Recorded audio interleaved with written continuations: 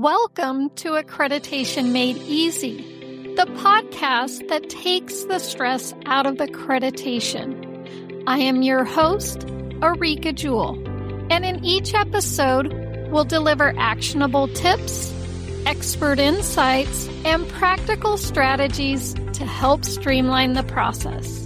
And of course, make your work life a little easier. Now, whether you're tackling policies, preparing for assessments, or just looking for ways to stay ahead, we've got you covered. Let's simplify accreditation, one step at a time.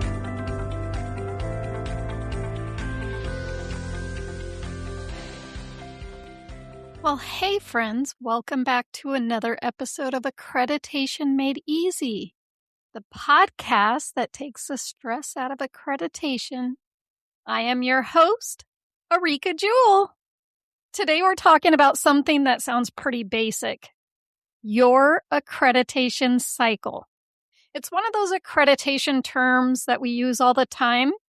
We're in year 2 of our cycle. Our assessment is at the end of this cycle. We're starting a new cycle. But when does that cycle actually begin and when does it end? Because I think there's a tendency to view the formal assessment maybe as the finish line. You've spent months, years getting ready for it. The assessors arrive, you go through the assessment, they leave, and finally, you're done. Except you're not. From an accreditation standpoint, you're actually at the beginning again. And that's what I want to talk about today. First, let's cover the basics. If your agency is pursuing initial accreditation, your accrediting body typically gives you a certain amount of time to prepare for that first assessment. Depending on the accrediting body, that might be somewhere around 1 or 2 years. But once you become initially accredited, you enter an accreditation cycle. And the cycle is essentially the period between your formal assessments. And again, depending on your accrediting body, that cycle is commonly 3 or 4 years, whether you're a state program or maybe you're CALIA. Here's the part I think is important. Your cycle most likely doesn't start on January 1st. It doesn't necessarily start on the anniversary of when your agency received its accreditation award either. And it certainly doesn't start whenever you decide that you're ready to begin working again after recovering from your assessment.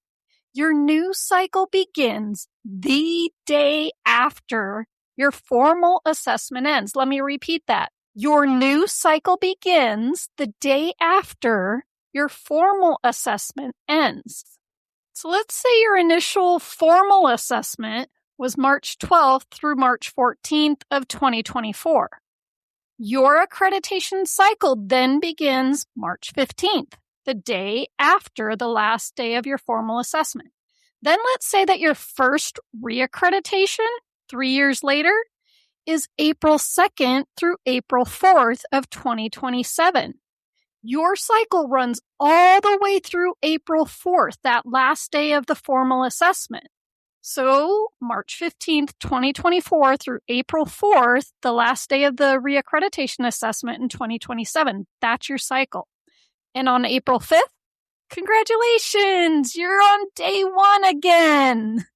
Now, this is a super important mindset for accreditation managers because sometimes we treat accreditation like this big, giant project with a beginning and an end. We get ready for the assessment. We survive the assessment. We celebrate. Then eventually start getting ready for the next one. But accreditation doesn't work that way. Not really. It's a cycle. And yes, I know it sounds obvious because that's literally what we call it. But there's a big difference between knowing something and actually managing your accreditation program that way. The day after your assessment isn't really the end of something. It's the beginning of the next cycle. Now, does that mean I expect you to show up in the morning after your assessment and immediately archive your assessment in PowerDMS, start a new one, and start building files? Absolutely not. Take a win. Celebrate with your team. Take a vacation if you can. Clean your desk. Do whatever you need to do. But from an accreditation standpoint, the clock has already started ticking. And I think knowing that can actually make accreditation easier.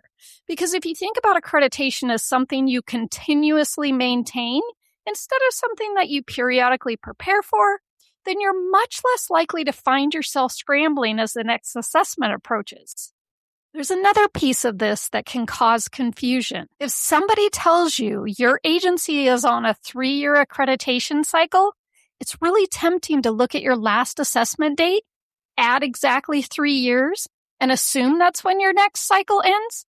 But assessment dates don't always work that neatly. Let's go back to our example. Remember, the initial assessment ended March 14th, 2024, but the next reaccreditation assessment didn't begin until April 7th. It's a little more than 3 years, right? Nothing's wrong. The formal assessment simply landed on a slightly different date. And sometimes the shift is much bigger than that. I think all of us who lived through the pandemic learned that schedules can change dramatically for reasons nobody even anticipated. There can also be extensions or other circumstances that modify your agency's timeline. So rather than getting overly attached to an anniversary date, pay attention to your actual formal assessment dates. Those are the dates that define your cycle. Now, I want to add a practical point here because I don't want you to hear all of this and then make your accreditation calendar more complicated than it needs to be. If your accreditation cycle starts in April, I am not suggesting that everything in your agency suddenly needs to operate April to April. A lot of things like training already happen when they happen, right? You really have no control over that. And for something like an annual use of force or maybe an annual bias policing, January might make the most sense because you can pull the previous calendar year's numbers. And people's brains work calendar years. So for the reports like that you have control over, that's my recommendation. Move them all to January. Get them done in January, and then you don't have to worry about them or chase them throughout the year. Plus, if you consistently do it every January, you're still going to have one completed report within each year of your accreditation cycle. There's no reason to make the calendar harder just because your cycle doesn't conveniently begin on January 1st. The important thing is knowing what your cycle is and making sure that you're meeting those annual requirements within it. And once you know your actual cycle dates, they become incredibly useful for planning. You can look where you are today and ask, where are we at in the cycle? What should we be focusing on right now? What needs to happen before the next assessment? Are we maintaining our files as we go? Or are we allowing work to pile up? That's where understanding the accreditation cycle becomes more than simply knowing the definition. It's a management tool. I also think it helps when communicating with other people in your agency. Now, of course, the accreditation manager lives in this world every day, right? Your command staff probably does not. Your accreditation team may not. And the people providing you proofs certainly may not. Giving people some context about where you are in the cycle can help them understand why you're asking for something now instead of waiting until the assessment is right around the corner. And this is where I think accreditation managers can make life so much easier for themselves. Don't manage accreditation exclusively around the assessment. Manage it throughout the cycle. The assessment is certainly important, but it's only one point of a much larger process. If you're doing the work throughout the cycle, the assessment should be validating what you've already been doing, not triggering a mad dash suddenly to do it, all of it. Okay, before I wrap up, I want to leave you with one really, really simple, quick win that ties all of this together. If you take a look at what you've named your assessment in PowerDMS, now I've seen assessments called things like CFA assessment, CALIA assessment, assessment 2026. There's nothing necessarily wrong with that, but I'll tell you what I do. I name my assessment inside PowerDMS using the actual dates of the accreditation cycle. So for example, I literally name it December 7th, 2023 to December 6th, 2026. Why?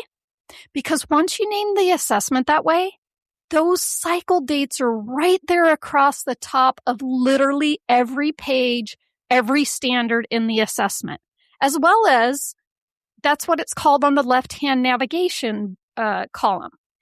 And it's especially helpful when your assessors are reviewing the files because instead of having to remember what your cycle dates are or maybe look at a whiteboard or a tank card or ask you, the dates are right there in front of them, literally every page that they are on. It's such a small detail, but details matter in accreditation, right?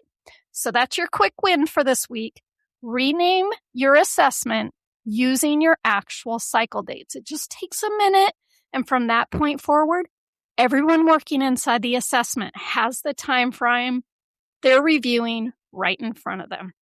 Of course, I also created a companion document called Accreditation Cycles that explains when your cycle begins and ends and gives you an example that you can refer back to.